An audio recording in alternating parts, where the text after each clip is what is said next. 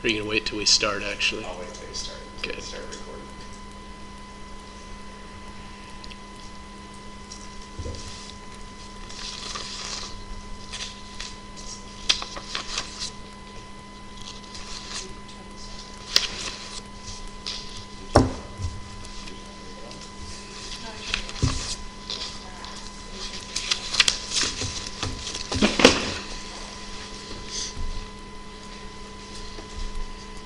Do we need to do a sound check, make sure everyone's hearing us loud and clear?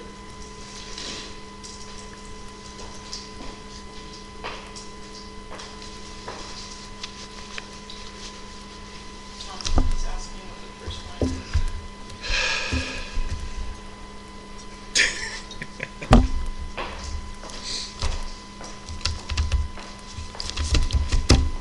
is. Didn't they...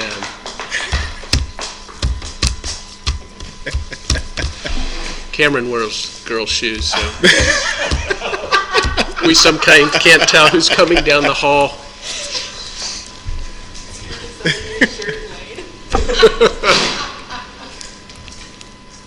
Wore it specially for Lane.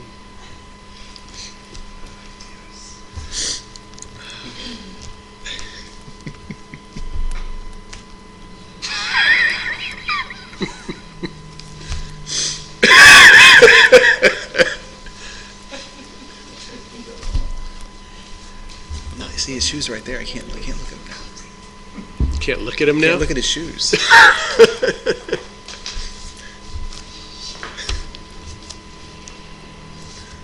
We'll get started here in a minute. For the record, I don't wear girl shoes. They just sound like it.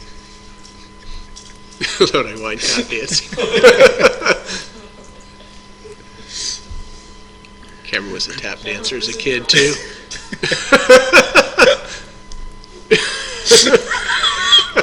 Is that Lane? Oh boy. Respond. I have no way to respond to you, Lane. At least I'm not wearing a ball gown, Lane. Heidi just texted me, Cameron wears girl shoes. Is that the question?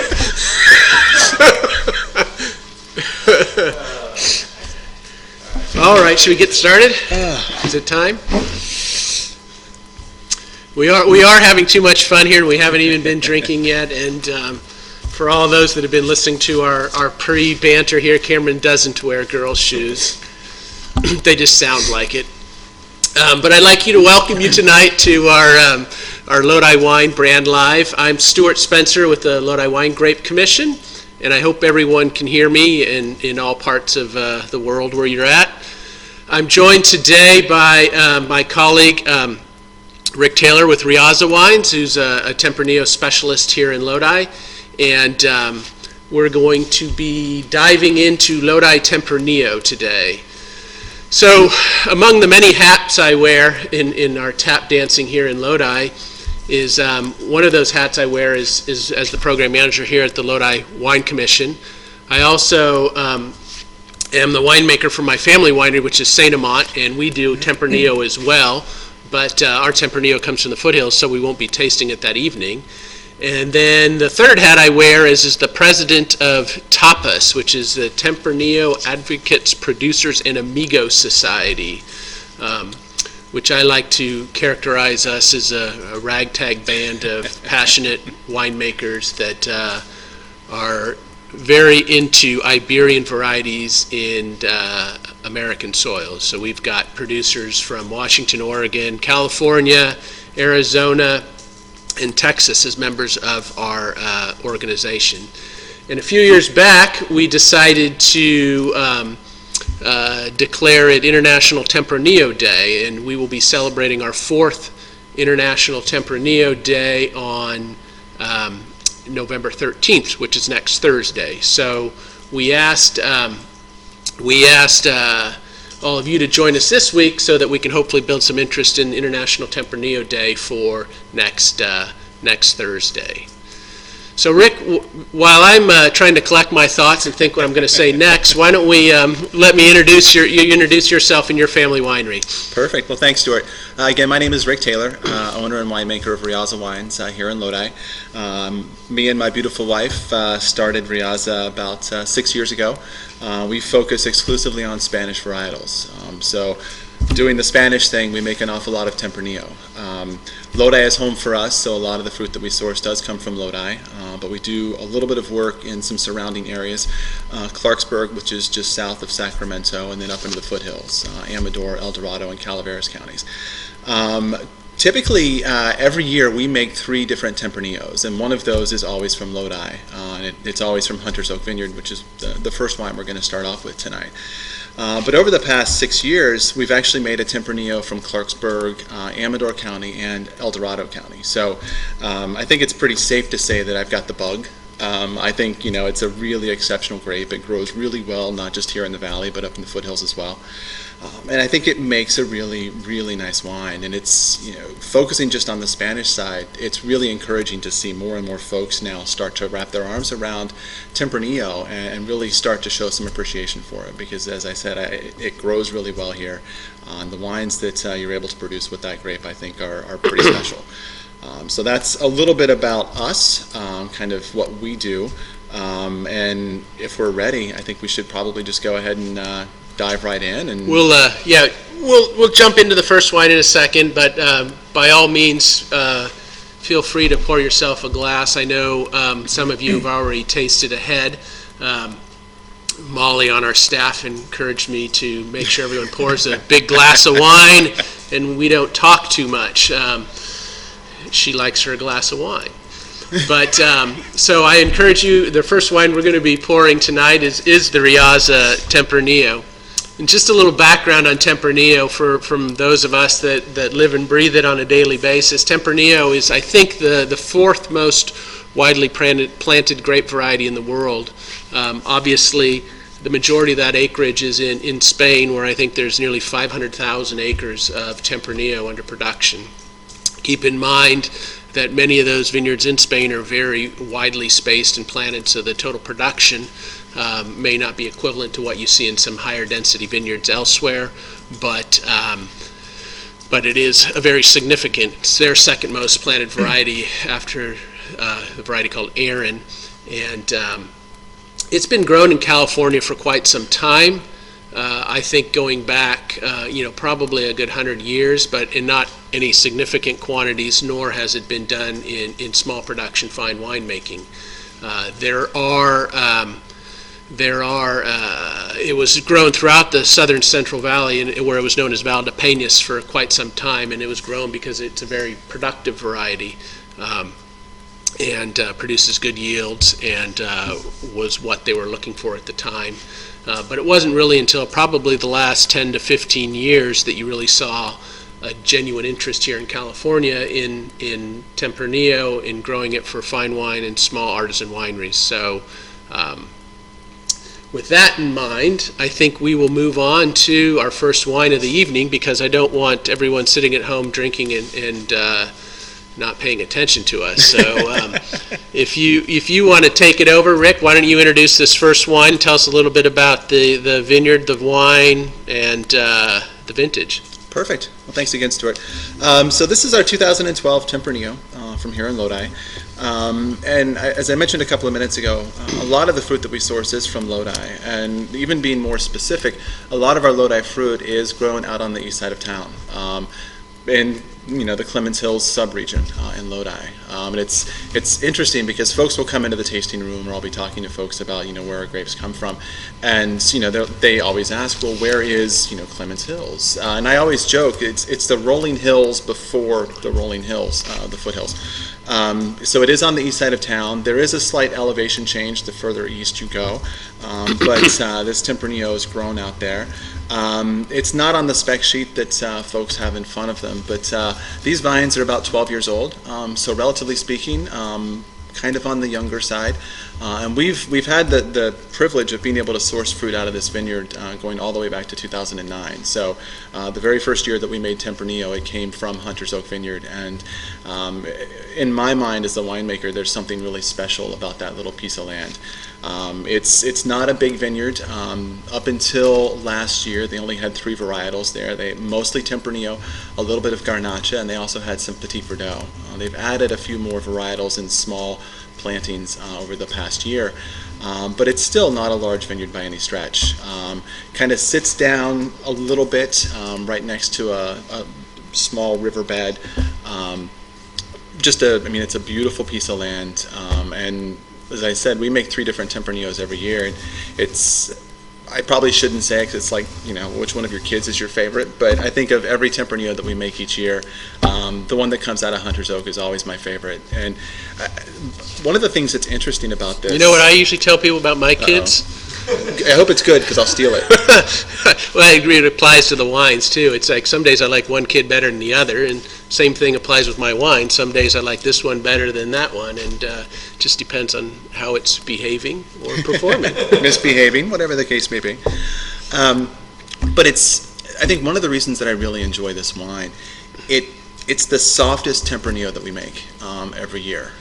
And it really reminds me of a very traditional Spanish Tempranillo. I mean, it's got a nice little fruit hit to it, but it's not really expressive. It's not over the top, fruit forward. A touch of spice, but the thing that I always appreciate about this vineyard is you get a little bit of leather, a little bit of tobacco, which is, you tend to find that with that grape. But out of this vineyard, it seems to be just a little more emphasized. Just a nice balance. So it really helps to kind of temper that fruit out a little bit. A touch softer, but just really drinkable.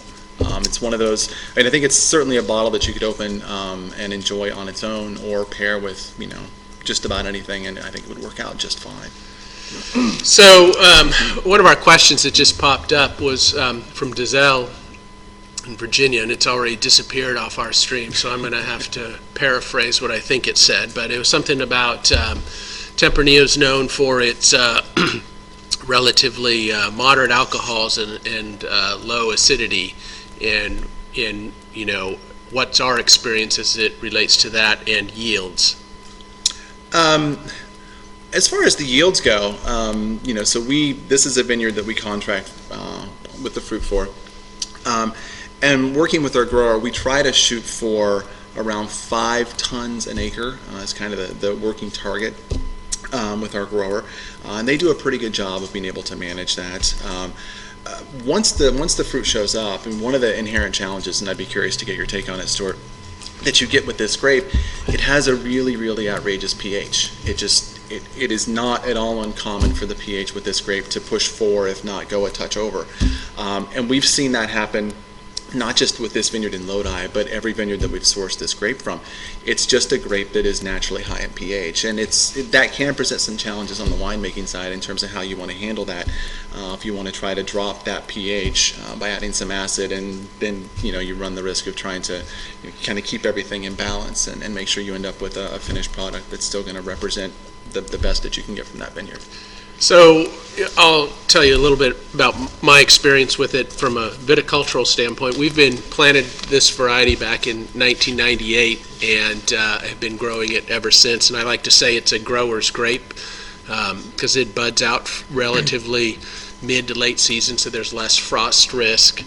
And it ripens up early, which is where Tempranillo gets its name, temprano, meaning early. Tempranillo is an early ripening grape, and it tends to set a very good crop, and it tends to set a very even, balanced crop. So it tends to be fairly consistent year in and year out. It is a challenge when you get the yields. If the yields get too high, you can lose that flavor, and what you're left with is a relatively, flavorless wine with a lot of tannin to it.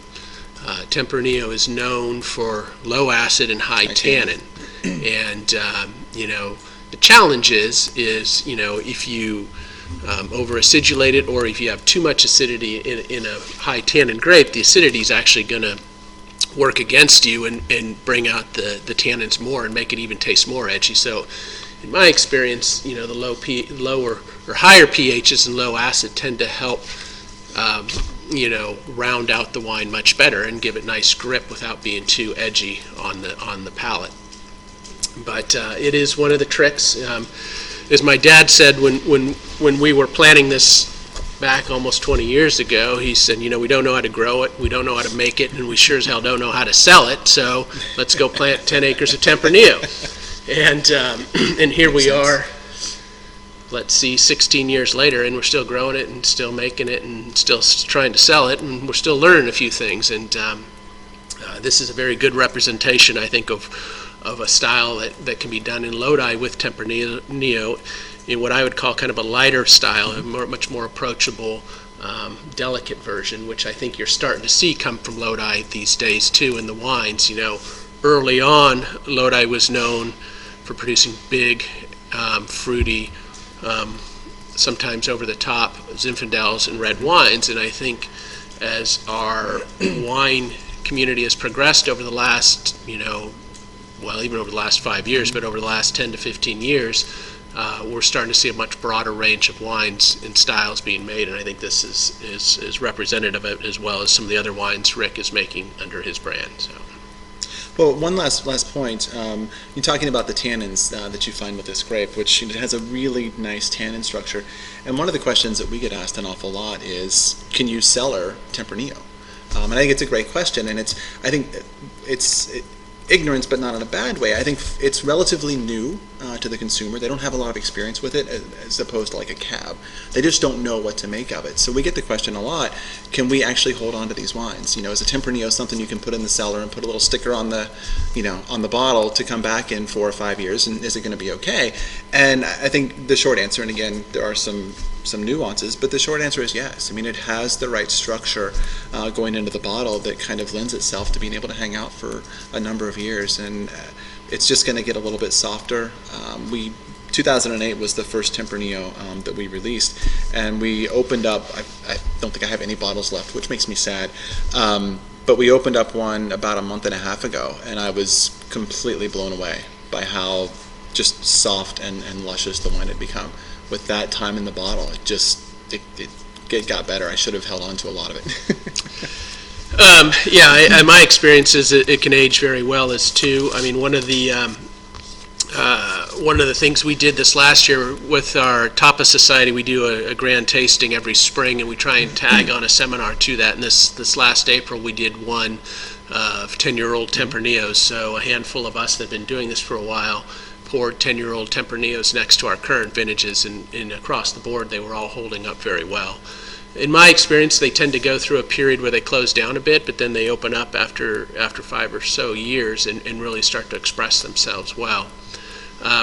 One of the questions I think that just popped up was, how would you compare California Tempranillos, or Lodi Tempranillos for that matter, to Spanish ones? And I think it's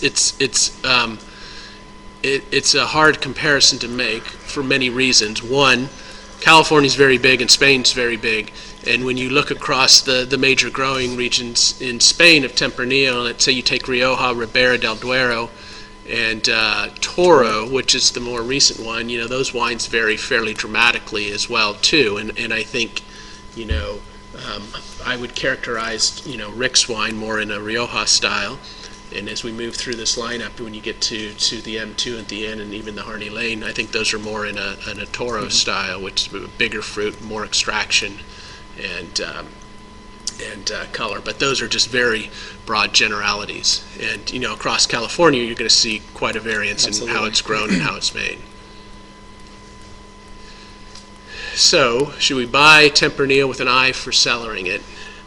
I think it is a variety that rewards cellaring, as we were just saying, but at the same time, I think most of our customers that come through our doors are drinking their wine within 12 hours of purchasing it, or within at least a few days. So we as winemakers always have to balance that out and make something that can be approached when we are pouring it in the tasting rooms. Personally, I usually like to have mine have at least about 6 months bottle age on before we release it. Granted, market conditions may change that. So, Any other thoughts on that, Rick, or we'll move on to our next wine? I think the only other thought as far as cellaring, one of the things, pay attention to the alcohol.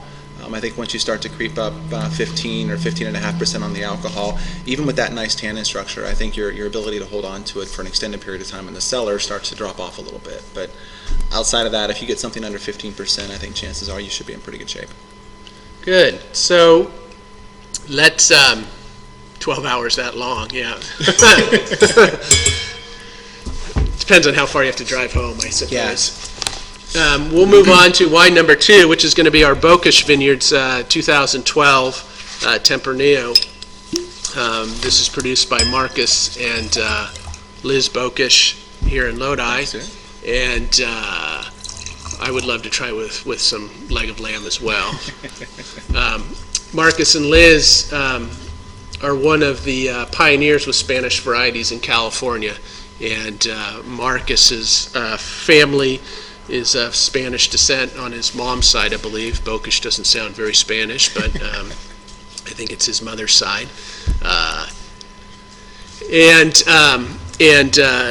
And so he was one of the first to really bring Tempranillo to the area in any significant quantities. He was working for one of the nurseries at the time, and was selling grape varieties and to growers, and ended up purchasing some land over here in Lodi to start his own brand and plant his own vineyards. I think his intent when he planted the vineyards wasn't to start his own winery, but he may correct me on that, but he's not here. So and one of the things he was really interested in was doing Spanish varieties in California soils, and so he planted Tempranillo, and he's actually brought in some clones of Tempranillo from Spain. And this wine that we're tasting tonight is a Ribera del Duero selection that Marcus actually brought back from Ribera del Duero, I believe in the late 90s, and planted it, and it comes from 2 vineyard sources here in Lodi that he has. I think one in the Mokelumne River AVA, and I think the other one is actually in the Clements Hills AVA. But one of the other things that just occurred to me while I was thinking about Tempranillo and talking about Marcus and Ribera del Duero is the other thing that makes Tempranillo confusing is how many synonyms there are for it. And like I said earlier, it was grown in California under the name Valdepeñas for a long time until Tempranillo became chic, and then all those acres down in the South Valley suddenly became Tempranillo. But in Spain it goes by many different synonyms depending upon where it's grown: Tinta Fino, Tinta Baies, Aragonés, and a whole bunch of other things I can't pronounce. Feel free to look it up, but I think there's well over 50, 60 different synonyms for the variety, and it's grown in Portugal where it's known as Tinta Roriz, and I think it's one of the most widely planted varieties in Portugal, where it goes by the name Tinta Roriz, as well as I think Aragonés in the Alentejo region, but someone might be able to correct me on that. I'm doing it off the top of my head. So Marcus has been growing these varieties here for quite some time, and I think his winemaking has perfected. He's also not only introduced Tempranillo to Lodi, but he has brought in Graciano, and is one of the few producers both here and internationally that bottles a varietal Graciano, and I believe this wine has a little bit of Graciano blended into it as well. In my experience with that variety from his wines, it tends to add some really nice perfume and color to the wines. This wine, I think, is coming in about 13.5% alcohol, so it's a little on the lighter style, but it's a very delicate and pretty wine, and I think it's tasting really lovely this evening.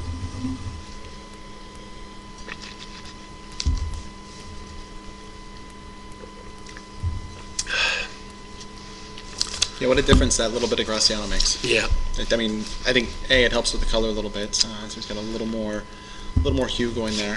But on the nose, you certainly get that Graciano coming through. Are you guys making Graciano? We do. Yeah, we do 100% Graciano that comes out of a Bokish vineyard. No surprise there. And it's It's a really interesting grape. In the cellar, it's a bit of a pain in the butt, but that might be a topic for another another conversation. But the end product is something really special. So, Yeah, I think one of the other questions that popped up a few minutes ago, what was the year-over-year growth on Lodi Tempranillo? And it's kind of hard to say. We would have to go back and look at the acreage reports year after year. But I know in last, I think, 2012, 13 crush report, we had about 1,000 tons of Tempranillo produced in Lodi, which is a small amount relative to the overall size of the AVA, but still makes a fair bit of wine. My experience with it is in Lodi is, I think most of the plantings that went in about 10 to 15 years ago, and so they're now starting to reach full maturity. There are a few younger blocks coming in and around, but there was kind of a real interest in it about 10 years ago. One of the things that's also happening too is some of the larger wineries in the area look at Tempranillo and some of these other more unusual varieties as what they call their spice box wines, and they love them for adding some complexity and character to some of their other just more regular bottlings of Cabernet and Zinfandel, and not so much Zinfandel, but Cabernet and Merlot and some of the other basic red wines that are being produced coming from the area. So Marcus also, in addition to his Tempranillo, he also does a Verdejo, a Verdelho, an Albarino, Graciano, Garnacha Blanca. So he's got the full range of Spanish varieties that he's and Portuguese that he's experimenting with in his ranches. Fairly large grower. He has a vineyard management company, so he's farming vineyards for other growers as well as selling. I think the other day he told us he's selling about 40 different producers all over California. Many are smaller producers that are taking some of these more obscure varieties, as well as some of the larger producers that are taking other stuff too. A few things. This particular wine was aged for 18 months in French and American oak barrels, and I think that's kind of a common practice, I think, with a lot of the producers locally here, is the wine, in my experience, after about, with some of our Lodi wines and our Zinfandels and others, after about 10, 12 months, they're very approachable and accessible. But with Tempranillo, it seems to need that extra cellaring time, and Absolutely. And the wines at about 10 months, 12 months are tasting a little edgy and a little rough, and that extra 6 months seems to really round them out and make them really much more approachable wines. Yeah, for us, 18 months is kind of the target number on our Tempranillo. I think anything less than that, and you're spot on, Stuart. There's an edge to it that is just not what we're looking for. So one of the other questions that's popping up here is, how's the name recognition and popularity of Tempranillo in Lodi?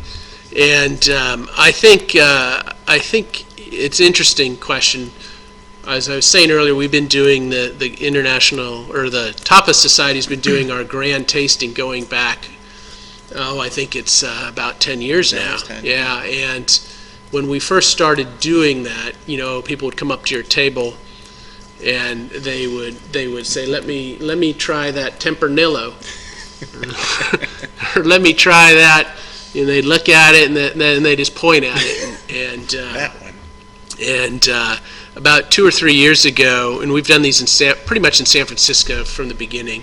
People were coming up and they're saying, "Let me taste your Tempranillo," and we were gathered around afterwards, and my mom said, "Well, at least now they can pronounce the variety right." So I think we've made some progress, and I think living out here in wine country, we kind of lose sight of how the rest of the world thinks sometimes, because we live and breathe wine and grapes kind of on a daily basis. We're surrounded by it.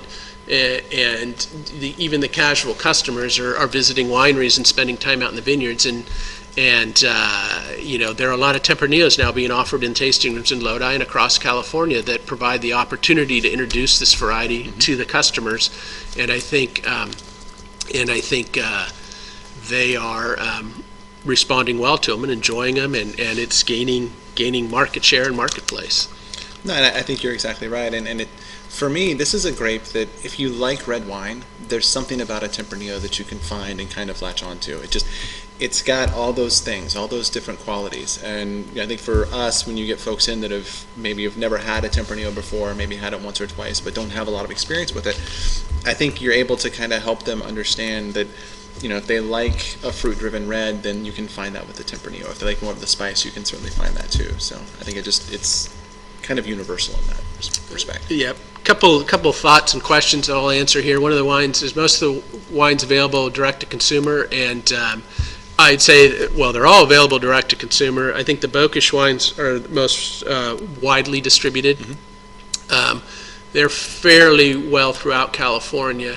Once we get into some of the other parts of the country, it's going to be a little trickier to come across these. And the other four wines, yeah, yours are pretty much exclusively direct to consumer. Yes.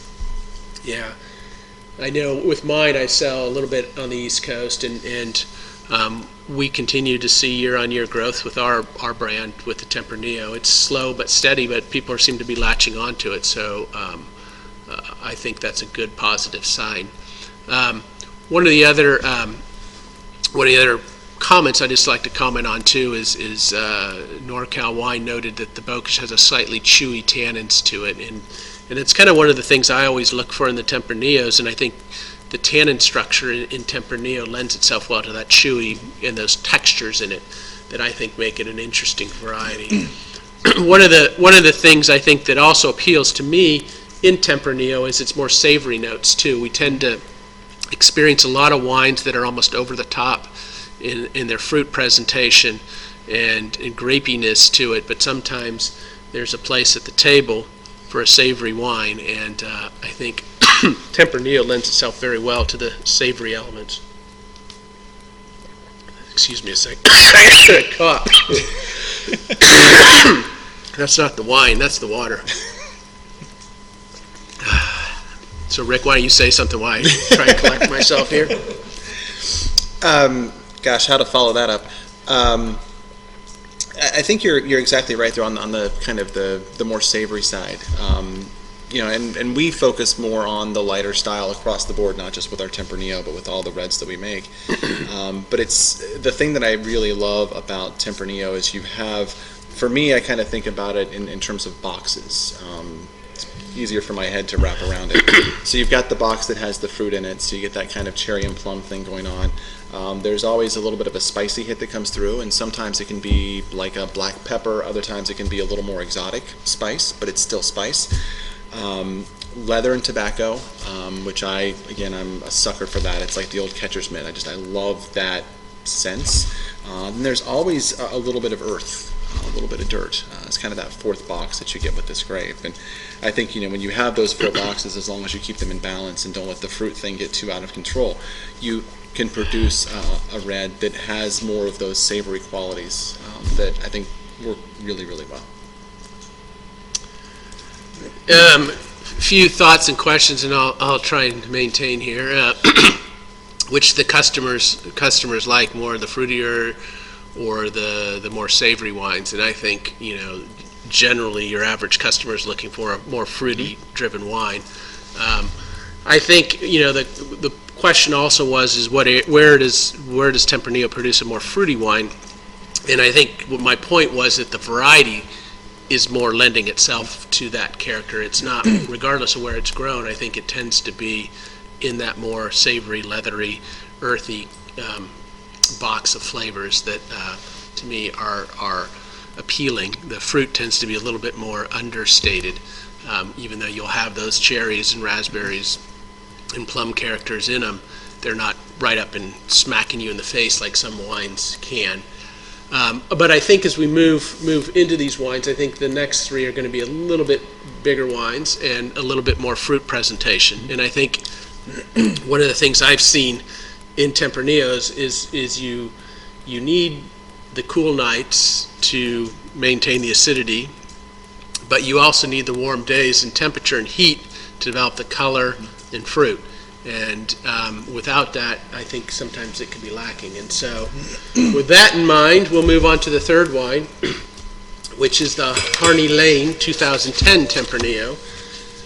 And Harney Lane, I'm reading a question here.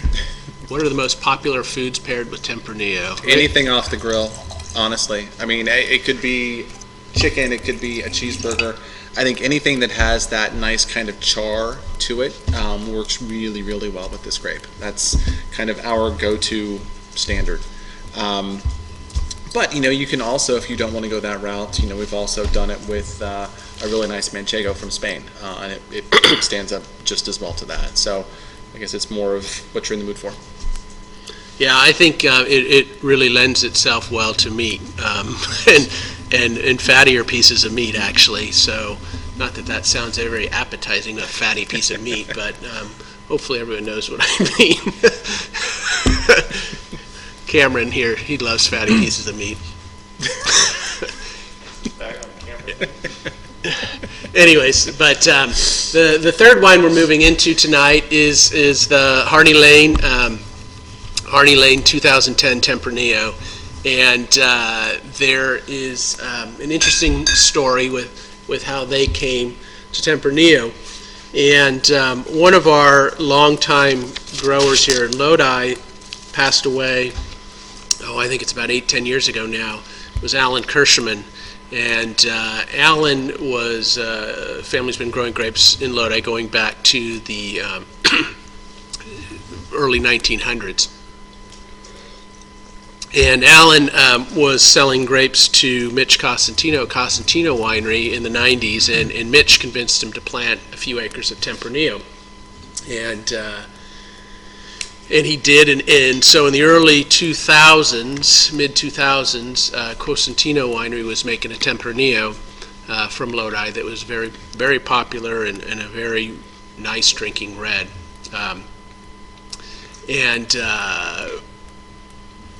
Alan ended up getting cancer and lymphoma, and was no longer able to farm his vineyards, and subsequently passed away. But his wife Sandy continued on with the operation for a number of years, and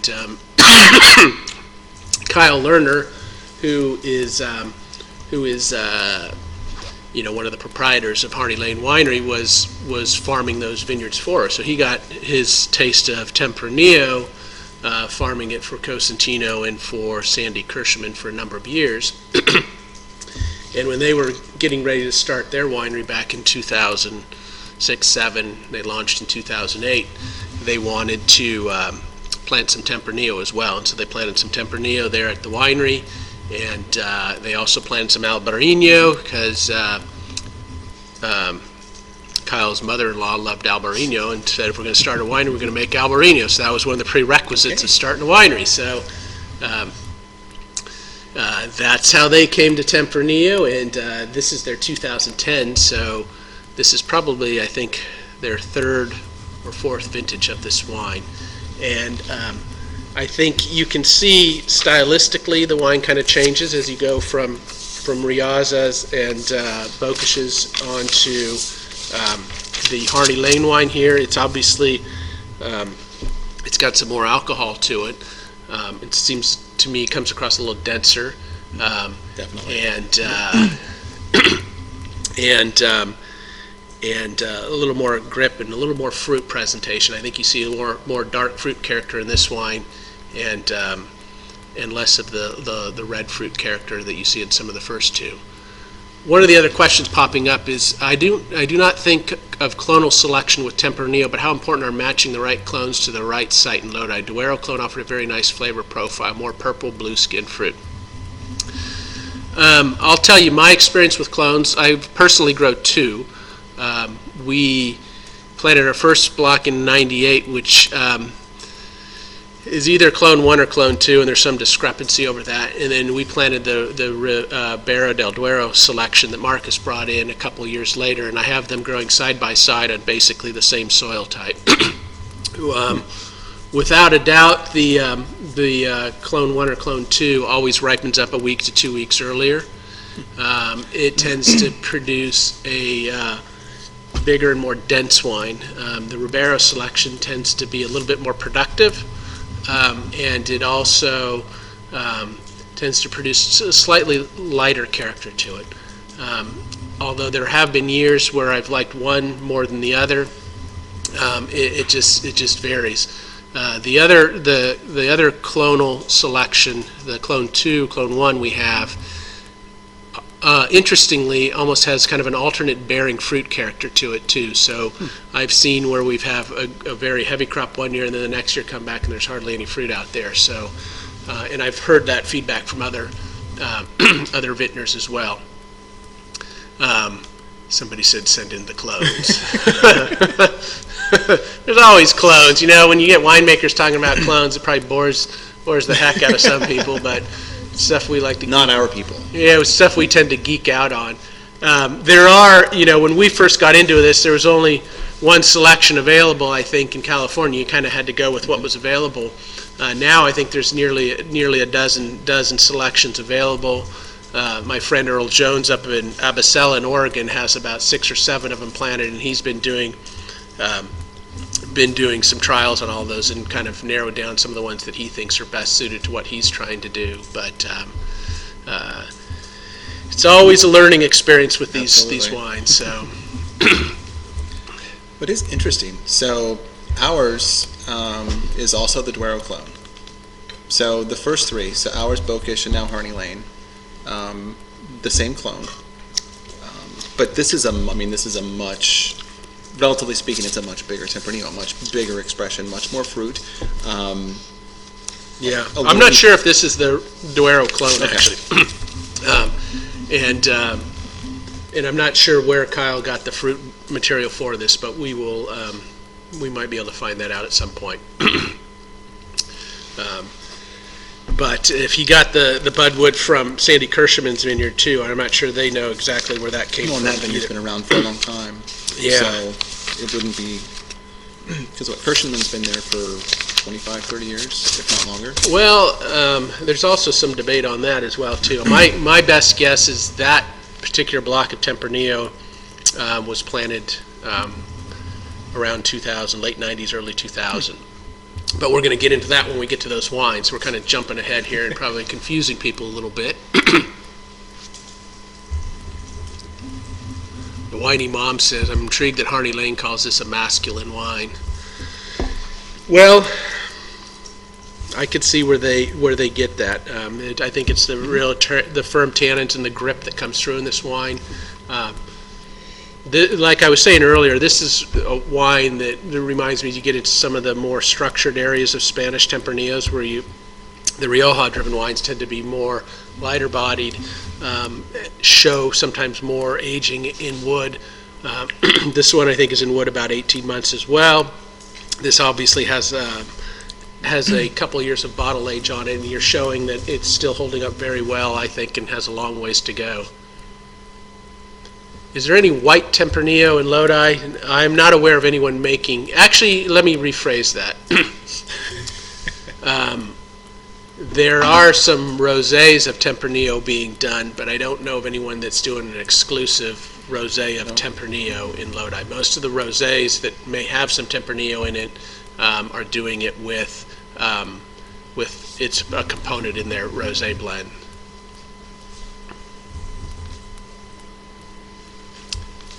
So I think we will move on.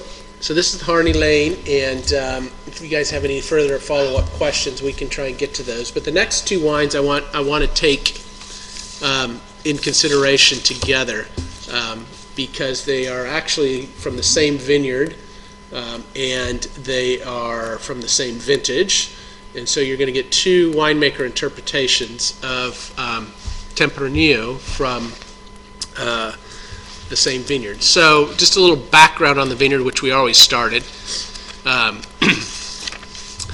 Another good question here, which Giselle's going to get me off track, but if I don't answer it now, we'll forget about it. He said, anyone doing port-style wine with Tempranillo and Lodi? Sort of. How's that? Well, I'll tell you what I do. I mean, we one of the reasons we planted Tempranillo in the late 90s is we'd been growing 5 other Portuguese varieties since 1980 and making port-style wines from them. And when we were redeveloping our vineyard, we looked to Tempranillo because it was the only non-native Portuguese variety that was approved for premium port production in Portugal.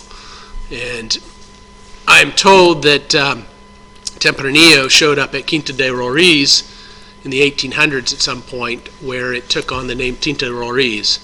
And I think it's a great variety for port production, and we use it in ours, and it's probably about 20% of the blend. I don't know of anyone doing a complete varietal Tempranillo. In my experience, when you fortify this wine, there's a real chocolatiness that comes through in it that really can lend itself well to a fortified style dessert wine. And you get all those tannins that come through at Tempranillo, which really help in the blend as well, too. So after our little sideline into port production, thanks to Dizelle, we'll jump into the next 2 wines, which are the 2012 McKay Tempranillo, which he calls Lot 13 Vineyard, and the 2012 M2 wines Tormenta Tempranillo, which he calls from the Kirschman Vineyard. Even though they have 2 vineyard designations, they are actually the same vineyard. Lane at M2 started making his from purchasing the grapes from Sandy Kirschman when she owned the vineyard, and Kyle Lerner was farming it. And he called it Kirschman Vineyard and has stuck with that since then. And then Mike McKay actually ended up buying this vineyard from Sandy Kirschman, and he has Zinfandel and Tempranillo on it, which he makes, I think, a Lot 13 Zinfandel as well as a Lot 13 Tempranillo. I think between McKay, M2, and I think Fields family gets the balance of the Tempranillo coming from this particular vineyard. The vineyard is located on the east side of Lodi and just off of Bruella Road in the Mokelumne River AVA. It's what may confuse some people that have watched our tastings before is Tegan Pasalacqua with Turley Wine Cellars bought a vineyard from the Kirschman family, old Zinfandel vineyard, out right almost next to this vineyard, and he calls his vineyard Kirschman Vineyard. So that's what the confusion may arise, but they're all basically right next to each other in this very sandy soil, or as Tegan likes to call it, decomposed granite soils right along the Mokelumne River. Yeah. So let's move into Mike McKay's Tempranillo here. So I'm making you guys wait while I'm talking on. Actually, you guys aren't waiting. I'm sure you guys are all drinking and paying a little bit of attention to me. I'm making Rick wait here for me while he has to listen to me blather on about the history of Kirschman Vineyards in Lodi on the east side. So one of the things I find is interesting about this wine, and in all honesty, I don't think I had tasted it until Molly was checking the wines for us this afternoon to make sure there was no corked wines, and I came into the office. And there's a signature in Mike McKay's wines, and it comes through very clearly in this to me, that it reminds me of a lot of his wines, yet it's still distinctly Tempranillo. And Mike's a big believer in native fermentations, and as I was speaking to him earlier today, he had said this wine did in fact go through and was a native fermented wine, which in my experience tends to bring out the more savory elements in wines as well too. And I think this wine has a very nice, very savory elements to it as well. But I think there's almost a slight lifted aromatics to it too, and kind of a perfuminess that I think is pretty interesting. And someone's thanking us for pronouncing Mokelumne. That's a hard one. It is difficult. Took me when I moved here. It took me a while to figure that one out. Yeah, I think Umni means people, and people of the Mokel. It was a Native American term, and so that's people of the Mokel, which is the river, and Cosumnes is our other river going through here. But anyways, enough on language. So Mike's been doing this for a couple of years. He calls it Lot 13. I think it's a nice expressive version of a Tempranillo.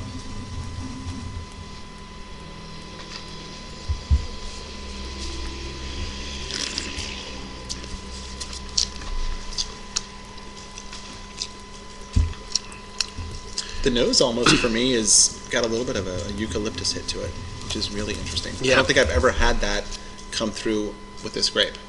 So it's interesting. I'm trying to wrap my head around that. Which actually, I think that's kind of the signature element I'm getting of Mike McKay's wines. Is I think I've had that eucalyptus kind of character in a number of his wines.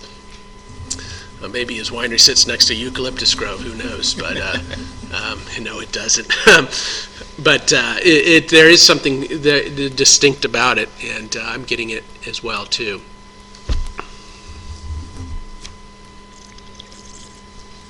So the next thing I think we need to do is hopefully all of you at home have two glasses in front of you, and you can pour the two wines side by side.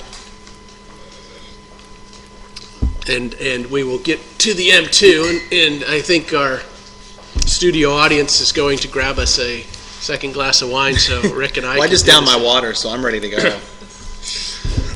Well, I've been choking lately this last hour, so I better save some water here. Otherwise, I may have some I got to pour some more wine here. Well, if you must. Ta-da! The miracles of television. So I encourage you all to get the M2, which we will move into next, which this is Lane Montgomery, M2 Wines. And Lane calls this his Tormenta. And there is a long story, not all of which is publishable, as to why he calls this wine Tormenta. But for those that know Lane, and M2, Lane's one of our winemakers here in Lodi. This vineyard and this wine has tormented him going on now for a number 5-6 years, and Lane is easily tormented, and it succeeds very well at doing that. But I think you can see when you taste these two wines that the winemaker's touch on these is distinctly different. I'm told by their tasting notes, if they're correct, that they were picked within a day of each other, and hopefully that is the case. Both alcohols come in around 14.3 to 14.5. I know both of them. I think they're probably fermenting in open top containers with punch downs, which I think works really well with Tempranillo. One of the things I've learned a little bit on winemaking with Tempranillo is that Tempranillo not only is a low acid grape and high tannin, it's also very prone to hydrogen sulfide or H2S, or that kind of Egg. yeah, that kind of rotten egg smell you can sometimes get, and it's one of the things as winemakers you always have to confront in the Tempranillo. Dazell's definitely trying to get us off track again, asking about the Velvet Elvis and what that has to do with Tempranillo and the vineyard. Well, Velvet Elvis is a costume Lane likes to wear. It's quite the sight. Elena hopefully is still watching this, but no, Velvet Elvis is one of his Zinfandels, but we'll leave that for another day. Elaine just added in that the 2012 was tank fermented. So, but what I was getting at, one of my experiences with Tempranillo and hydrogen sulfide is that it needs some oxygen during the fermentation so that you don't get that reduced character. Absolutely.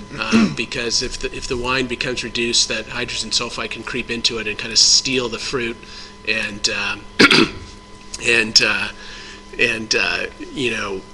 mask the fruit, and you get this kind of muted, or in worst case rotten egg smell in the wine. And so it's a challenge in the cellars, and it's one of the things we learned early on in making it is how do you deal with that. And personally, I've done some surly aging of Tempranillo, and we do some yeast stirring and things like that with both help with the tannins and with some of that reduced character we've seen as well too, where the yeast can kind of absorb some of that too. But oftentimes it could be a trick. So what's asking what issues he has with Tempranillo? Sorry. Yes. But anyways, getting back to the two wines in front of us, I think they do show two different versions of the same vineyard, and I get more of that savory kind of perfumey character on the Mackay, and I get a little bit more dark fruit and kind of a structure on the M2. A touch more oak on the nose too, from Lane.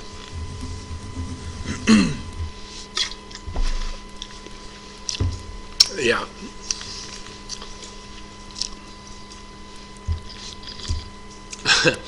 And Lane's saying that's why the wine's a torment. He recommends aggressive decanting of the wine. And it does. It definitely Tempranillo benefits from decanting and oxygens, but they're not only in the winemaking practice, but once you've opened them up and started tasting it. I think it also shows, as you went through the range here, and this one's got more grip. It's coming both from the variety and the winemaker's approach to it, but also in the new oak. And this is the type of wine where I think really lends itself well to red meats and richer meat dishes and things like that.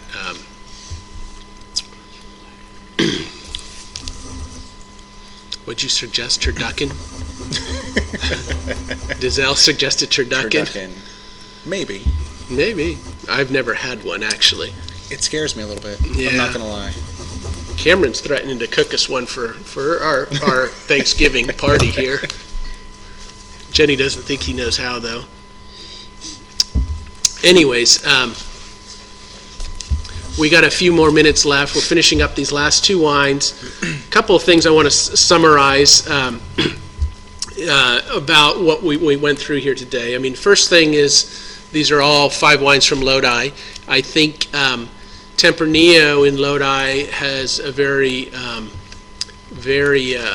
bright future. There's a lot of interest in it, both in the vineyards and in the cellars. I think one of the things you can do in Lodi is produce varieties like this and grow them, and they can do very well, and they can be done at approachable price points that I think is critical when introducing these lesser known and more esoteric varieties to the customers. Is you got to come out with them at prices people can afford to buy, and I think all these wines represent that to a bit.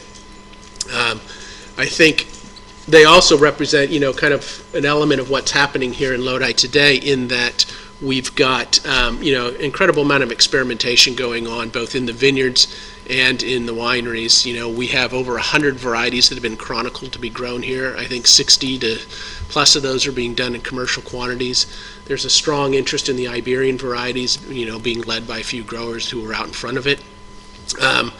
And I also think the 5 wines in front of you represent a range of styles that are being done here today too. I mean, you got a lighter styles of wine with more red fruit character, lower alcohols, to some fairly big extracted red wines. And I think with that in mind, there's a lot of opportunities here in Lodi. How much Tempranillo does Lodi sell as opposed to their Zin? Well, it's a fraction of what we sell in Zinfandel. I would say rounding error. Yeah. So just to give you a sense of numbers, I think in 2013, Lodi produced about 1,000 tons of Tempranillo, but we produced about 150,000 tons of Zinfandel. And, we have, several thousand acres of old Zinfandel vines, so there's really no comparison. But many of our smaller producers here are making Tempranillos, and so there's genuine interest in the smaller side of it. Where most of those Zinfandel grapes are disappearing into large wineries, but more and more is staying home and showing up in small producers as well. So, Any things you would like to add, Rick? Well, I think, I mean, again, I mentioned it early on. I think it's really incredible to see this grape really kind of get a foothold here. As you know, we do just Spanish, and it's really exciting to have. I mean, these wines tonight were fantastic, and I think it just goes to show how interesting this varietal is, and how differently you can treat it to produce a finished product that is really special. And it's fun to see so many folks kind of get that and understand it. And it's everything from growers that have decided they're going to plant it or graft to winemakers that have figured out, yeah, you know, this is a grape that I want to play around with. I want to do something with it because it can turn into something really magical. So, a few last points before we conclude our evening. One thing is I want to point out that make sure you remember next Thursday the 13th is International Tempranillo Day, and you know, it's beneficial to your health to drink plenty of Tempranillo. Next Thursday. There was just a study released, I think, about that. Yeah, we self-published study. Whatever. Yeah, no, it's actually. In all seriousness, next Thursday is International Tempranillo Day. Many of our TAPAS member wineries are going to be hosting events and activities, but there's nothing to prevent any of you from at home opening a bottle of Tempranillo or inviting a few friends over and sharing about it. There's actually one quick question there. Tell us about your attractive label before you go, Rick. So every wine that we bottle, we have a different piece of artwork that goes on the label. And what we try to do is match up the artwork with what we think you're going to get in the bottle. And for us, it just made perfect sense. I mean, again, the Tempranillo that we get out of this vineyard always produces what I would consider to be a very kind of traditional, classical style Tempranillo. So we thought, let's go with the classical Spanish guitar on the label for that wine. It just seemed to make sense. Cool. So next Thursday, International Tempranillo Day, and a few last thanks. I want to thank Rick for joining me here this evening. And you guys are all talking about food, and we haven't eaten yet, so it is painful. I'd like to thank Jenny and Cameron in our studio audience for running all the back-end functionality here, and I'd like to thank our team of Alex and Kimberly at Charles Communications for lining you guys all up and helping coordinate sending the wines and joining us for this tasting. So without anything more from me, we're going to finish our glasses of wine here and go have some dinner, and I hope you guys can all do the same, and hopefully we can catch many of you at our next Lodi Live tasting, and you're all welcome to come visit us in Lodi anytime and really see what we're doing in the cellars here, because this is just a little taste of what happens. So thank you, and good night.